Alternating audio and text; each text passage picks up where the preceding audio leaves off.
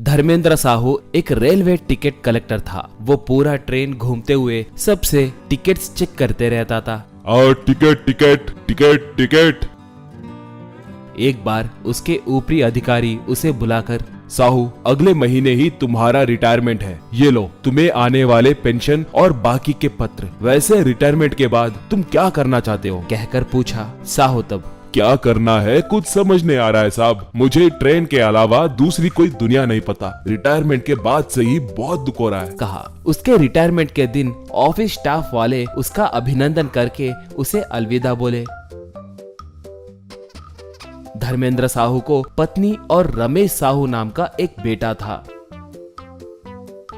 Ramesh Sahu MBA पास होकर कोई व्यापार करने के लिए सोच रहा था। उसके लिए हर एक बैंक को जाकर लोन के लिए अप्लाई करने लगा, मगर किसी भी बैंक ने उसे लोन सैंक्शन नहीं किया।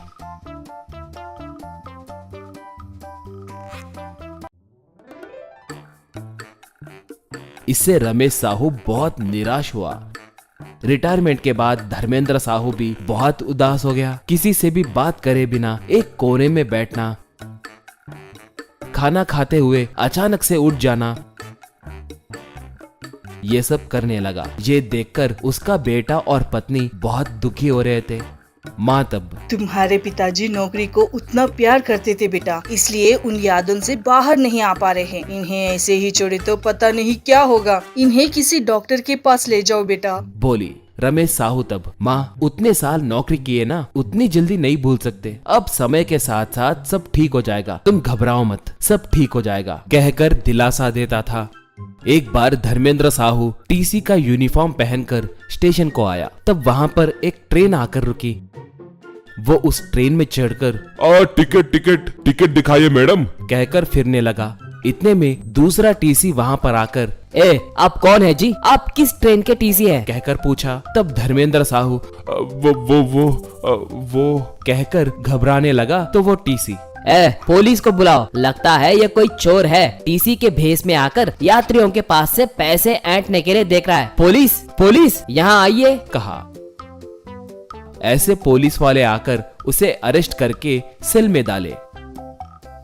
बात पता चल के रमेश साहू जल्दी जल्दी स्टेशन को आया। ऐसे से वो, सर वो मेरे पिताजी हैं, TC के जैसे काम करके हाल ही में रिटायर हुए हैं। वो अपने नौकरी को बहुत पसंद करते थे, नौकरी जाने के बाद से सदमे में चले गए। दया करके उन्हें छोड़ दीजिए सर, ये चोर नहीं है सर, कहा। ऐसे तब, देखो भाई, ये पहली गलती है कहकर छोड़ रहा हूँ। एक और बार ऐसे ही हुआ तो केस डालकर इन्हें कोर्ट में पेश करेंगे, संभल के रहना। एक कांस्टेबल, उन्हें छोड़ दीजिए, कहा। घर को आते ही रमेश साहू को एक कॉल आया। दूसरी तरफ बैंक मैनेजर, मिस्टर साहू, आपने बिजनेस लोन के लिए अप्लाई किया ना, वो अप्रूव हुआ है। बैंक को आकर फॉर्मेलिटीज भर के चेक लेकर जाइए। वैसे आप क्या बिजनेस करने की सोच रहे हो? पूछा।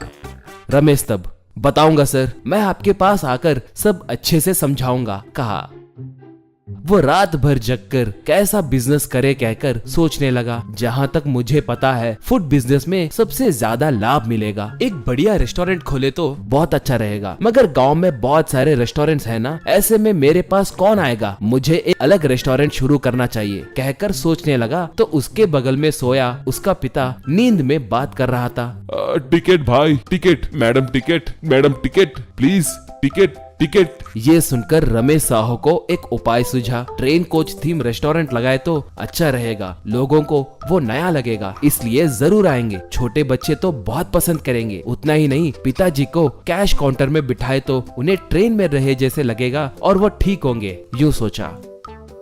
ऐसे रमेश साहू एक ट्रेन कोच थीम रेस्टोरेंट को शुरू किया। पिता से रिबन कटिंग करवाया। वो TC का यूनिफॉर्म पहनकर पूरा ट्रेन घूमते हुए बहुत खुश हो रहे थे।